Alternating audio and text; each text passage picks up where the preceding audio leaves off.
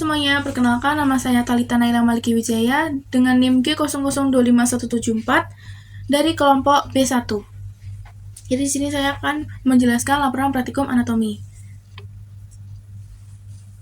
Yang pertama ada struktur anatomi os vertebrae, yang kedua ada rangkaian dan susunan plexus brachialis, yang ketiga anatomi regio femoralis. Praktikum pertama yaitu jelaskan struktur anatomi vertebrae meliputi A. Ossa, B. Ligamenta, dan C.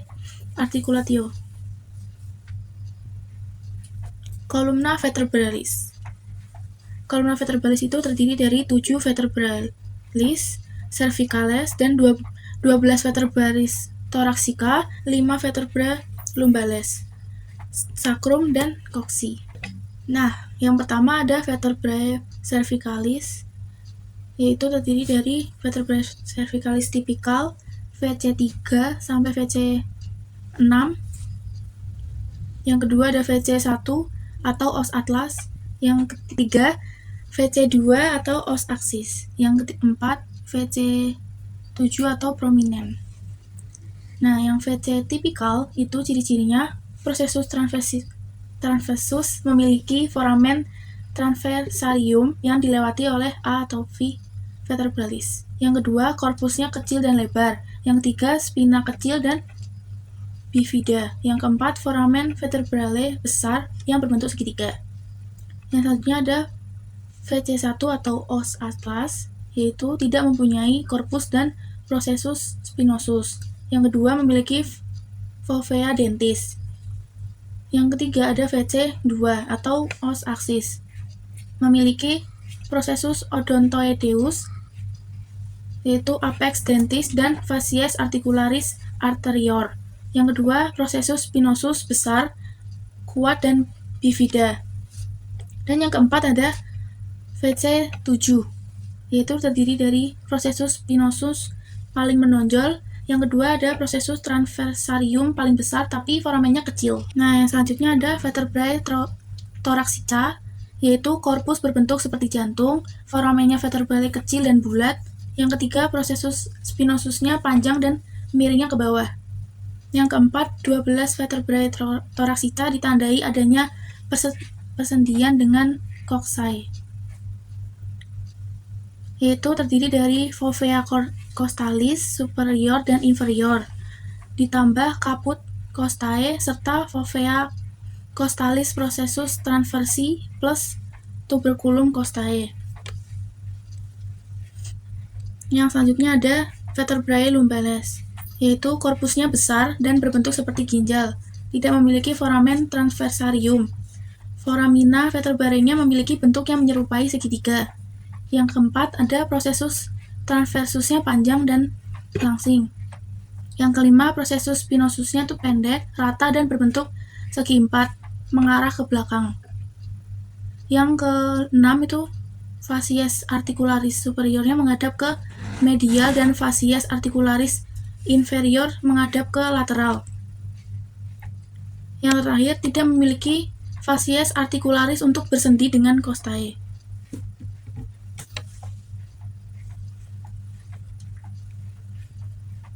Yang selanjutnya ada vertebrae sarcales atau os sacrum. Os sacrum ini ada dua, yaitu facies pelvina dan facies dorsalis.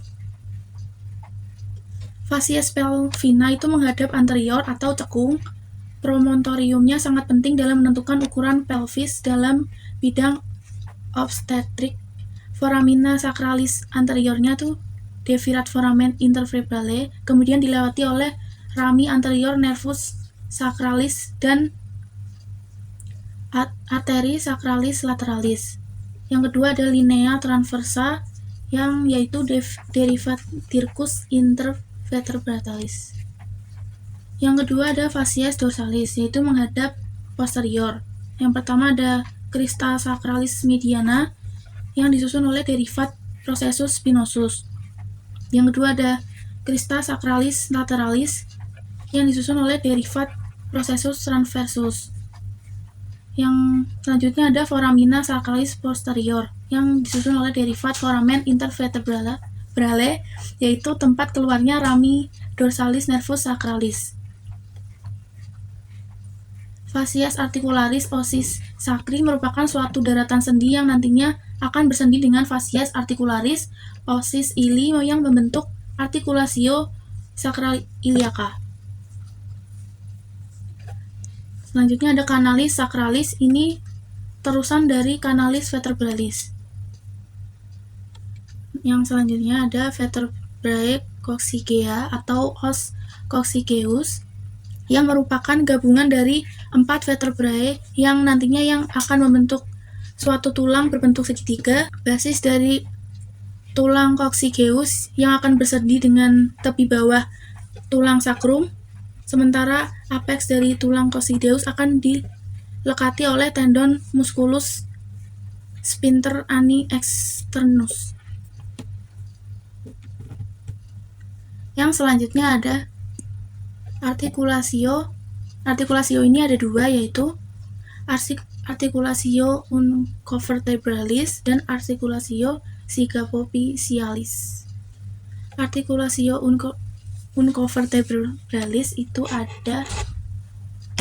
adalah suatu persendian yang terbentuk dari prosesus uncinati FC3 atau FC4-6. Sendi ini akan terletak di sebelah posterolateral dari discus intervertebralis. Prosesus unicinati di vertebrae sebelah bawah akan bersendi dengan prosesus uncinati di atasnya. Akibat persendian ini akan terbentuk suatu ruang kosong. Yang kedua ada articulatio sygapophysialis yang merupakan suatu persendian yang terbentuk dari prosesus articularis superior suatu vertebra dengan prosesus articularis inferior vertebra di atasnya. Articulatio ini memiliki kapsul articularis yang nantinya akan menentukan sifat gerakan yang dapat dihasilkan. Misalnya pada daerah cervical, kapsul articularisnya tipis dan longgar yang berkaitan dengan luasnya gerak yang dapat dilakukan oleh leher. Yang ketiga ada articulatio atlanto-occipitalis dan articulatio atlanto-axiale. Articulatio atlanto-occipitalis adalah articulatio yang terbentuk dari facialis artikulasi superior os atlas dengan condylus occipitalis. Articulatio ini memungkinkan seseorang yang dapat menganggukkan kepala sehingga bisa dibilang memungkinkan ekstensi dan fleksi kepala serta fleksi lateral kepala. Yang kedua ada articulatio atlanto-axiale, adalah articulatio yang terbentuk dari os atlas dan os aksis yang terdiri dari 3 articulatio. 1 buah articulatio atlanto-axialis medial, selanjutnya ada 2 buah articulatio atlanto-axiale lateral yang terbentuk dari facies articulatio inferior os atlas dengan facies articularis superior os aksis. Articulatio ini bersifat selaris, yang ini memungkinkan terjadinya gerakan menggelengkan kepala atau gerakan rotasi terhadap sumbu vertikal. Yang selanjutnya ada ligamenta. Ligamenta ini ada yang pertama ligamentum longitudinale anterius, yang kedua ligamentum longitudinale posterius, yang ketiga ligamentum supraspinale, yang keempat ligamentum interspinosum, yang kelima ligamentum intertransversalia, yang terakhir ligamentum flavum. Selanjutnya di praktikum 2, jelaskan rangkaian dan susunan dari flexus brachialis. Flexus brachialis ini ada 3, yaitu fasciculus lateralis, fasciculus medialis, dan fasciculus posterior. Fasciculus lateralis itu dibagi lagi menjadi 3 bagian, yaitu nervus, terdiri dari 3 nervus. Nervus thoracalis lateralis, nervus musculus cutaneus, yang ketiga nervus medianus atau radix lateral. Kalau yang di fasciculus posterior itu ada nervus subcapularis superior, nervus subcapularis inferior, nervus radialis, nervus axillaris, dan nervus thoracodorsales. Yang di fasciculus medialis itu ada nervus thoracalis medialis, nervus cutaneus brachii medialis, nervus cutaneus antebrachii medialis, nervus ulnaris, dan nervus medianus atau radix medial. Yang selanjutnya di praktikum 3 menjelaskan anatomi regiofemoralis, meliputi ossa, musculus, dan inervasi. Yang pertama ada os femur. Os femur ini terdiri dari regiofemur, ada epifisis proximal, diaphysis, dan epifisis distal. Epifisis proximal terdiri dari caput femoris yang akan bersendi dengan acetabulum membentuk artikulatio coccyx. Yang kedua ada diaphysis. Diaphysis itu ada linea aspera yang terbentuk dari labium laterale dan labium mediale. Yang ke arah distal lineae itu aspera akan terbagi menjadi linea supracondylaris medialis dan linea supracondylaris lateralis. Yang ketiga itu ada epiphysis distal yang membentuk artikulatio genu yang terdiri atas artikulatio femor patallaris dan artikulatio femori tibialis. Yang selanjutnya ada muskuli. Muskuli ini ada muskuli iliacus yang origonya tuh fossa iliaca, insersionya trochanter minor formalis dan inervasinya nervus femoralis. Yang kedua ada musculus psoa major et minor, origonya vertebrae coraxalis 12, fumbalis 5, insersionya trochanter minor femoralis. Inervasinya itu ada plexus lumbalis. Yang selanjutnya ada musculus sartorius, origonya discias, inersionya facies medialis atas corpus tibiale. Inervasinya nervus femoralis. Musculus tensor fasciat latae, yaitu origonya di criata iliaca, insersionya tractus iliotibialis, inervasinya di nervus gluteus superius. Nah, selanjutnya ada muskuli dari ini ya, yaitu ada muskuli pectineus, origonya ramus superior osis pubis, insersior ujung atas linea os aspera os femur, inervasinya nervus femoralis. Musculus adductor magnus, origonya ramus inferior osis pubis dan ramus osis isi tuber isiadicum. Insersionya ada di facies posterior femoris, tuberculum adductorium femoris, inervasinya nervus obturatorius dan nervus isiadicus. Yang ketiga ada musculus adductor brevis, origonya di ramus inferior osis pubis, insersionya facies posterior femoris, inervasinya di nervus obturatorius.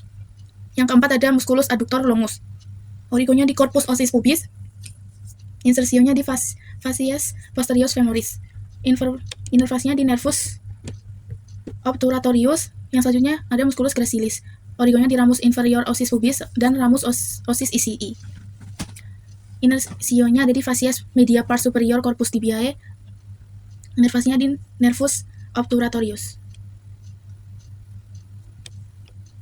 Muskulusnya ada di musculus quadriceps femoris, itu ada 3, yaitu musculus vastus lateralis, origonya di ujung atas dan batang femur, septum fascia lateral dalam, inersionya di patella tuberculum tibiae, inervasinya di nervus femoralis.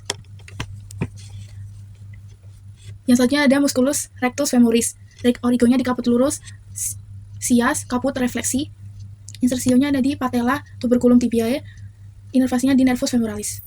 Yang terakhir ada musculus vastus medialis, origonya di ujung atas dan batang femur, septum fascia lateral dalam, inersionya di patella tuberculum tibiae dan inervasinya di nervus femoralis. Selanjutnya ada di musculus hamstring muscle. Ada musculus biceps femoris, origonya di caput longum, itu ada tuber isiadicum.